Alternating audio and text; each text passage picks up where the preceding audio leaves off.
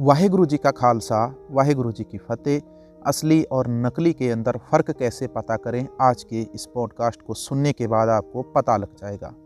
साधारण लोगों के मनों के अंदर यह भ्रम निकालने के लिए कि जो शिकार है वह सिर्फ राजाओं और महाराजाओं के खेलने के लिए बना है, तो गुरु गोविंद सिंह जी हर रोज़ शाम को अपने सिखों को साथ लेकर शिकार खेलने जाते, शेर और चीतों का शिकार करते। इस तरह शिकार के ऊपर जाने के साथ सिखों के हौसले बढ़ गए। जो पहले गिद्धड़ों की आवाज़ सुनकर डर जाते थे, अब उन्होंने शेरों के आगे खड़े होकर लड़ना सीख लिया था। शेरों के साथ डटकर मुकाबला करना सीख लिया। एक दिन गुरुजी एक शेर की चमड़ी उतरवाकर साथ ले आते हैं।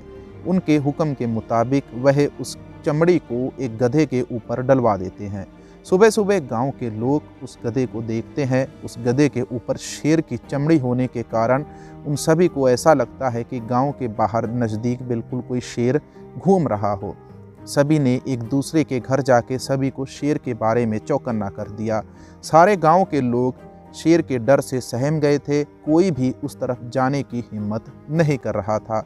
2-3 दिन इसी प्रकार गुजर गए। 2-3 दिन के बाद किसी ने देखा कि वह शेर बाहर चल रहा है, गांव के बाहर आसपास घूम रहा है। तो किसी ने ये तो ध्यान ही नहीं दिया कि शेर किस प्रकार से घास खा सकता है, शेर किस प्रकार से चर सकता है।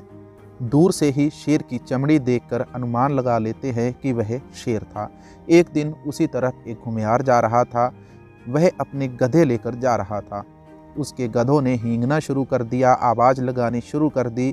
तो शेर की चमड़ी में जो गधा था उसने अपने भाइयों की आवाज़ सुनी और बिना दाएं बाएं देखे उसने चीखना शुरू कर दिया। जब घुमियार को उस गधे के हींगने का पता चला तो उसने उस गधे के ऊपर से शेर की चमड़ी उतार के एक तरफ फेंक दी और अपना गुम हुआ गधा मिलने पर बहुत खुश हुआ। उसने गधे के 2 डंडे मारकर उस गधे को दूसरों के साथ मिला लिया। गधे के हींगने से उस गधे का पोल भी खुल गया था। जब उस गांव के लोगों को पता चला कि शेर की चमड़ी गधे के ऊपर श्री गुरु गोविंद सिंह जी ने डलवाई थी, तो वह सारे इकट्ठे होकर श्री गुरु गोविंद सिंह जी के पास पहुंच गए। उन्होंने बेनती की कि गुरु जी, आपने 3 दिन हमारे गांव के लोगों को गधे से डराया है, इसमें कौन सा भेद था, वह आप सभी को समझाएं। तो श्री गुरु गोविंद सिंह जी ने आगे से फरमाया कि यह चरित्र सिखों को समझाने के लिए रचा गया था। एक सिख बाहर के दिखावे के चिन्हों के साथ सिंह नहीं बनता है, सिंह के अंदर भी सिक्खी होनी चाहिए। शेर की चमड़ी डालकर गधा शेर नहीं बन सका, इसीलिए 3 दिन वह गधा गांव के भोले भाले लोगों को जरूर डरा सका, लेकिन जब उसका राज खुल गया तो फिर वह गधा बनकर ही रह गया। सिख भी इसी तरह केस दाढ़ी रख कर कृपान डालकर सिंह नहीं बन जाता। कर्मों से बांझा, कर्मों से रहित नकली सिंह चाहे सिख जैसा लगता हो, सिख के अंदर भी सिक्खी का होना बहुत ज़रूरी है। सिख असल में उसके कर्मों से ही परखा जाता है। इस तरह की रहनी गुरु की शिक्षा के ऊपर ही चलकर प्राप्त होती है। तो आज के इस पॉडकास्ट वीडियो में आपने सुना कि किस प्रकार नकली और असली सिख की पहचान की जा सकती है।